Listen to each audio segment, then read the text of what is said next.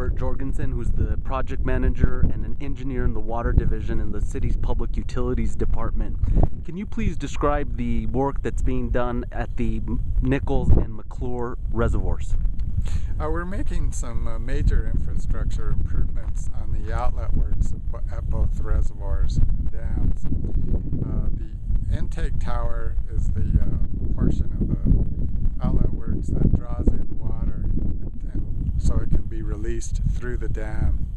And these both towers are the existing towers were 70 or 80 years old, or in excess of 80 years old.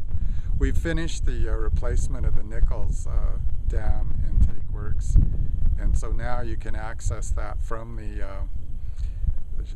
dam crest, so you can walk down inside a tunnel. The safety's much improved, and all the outlet works are improved, and they'll be lasting, we're hoping, another 70, 80, 100 years.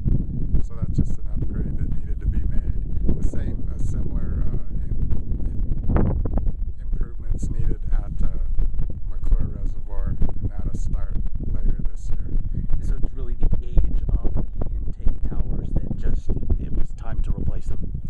Yes, the towers were, again, 80 or 90 years old. They were also very difficult to access, either by boat or walking over the ice. It was unsafe, and the mechanical parts are worn really beyond repair. So it was time and we came up with a new design so that it would make maintenance and access much safer, as well as Right now we're standing at Nichols Reservoir. Can you explain what role the city's reservoirs play in our overall water system? Well, they're an important part of our water system. They supply about 40% of the water supply for the city of Santa Fe. Nichols Reservoir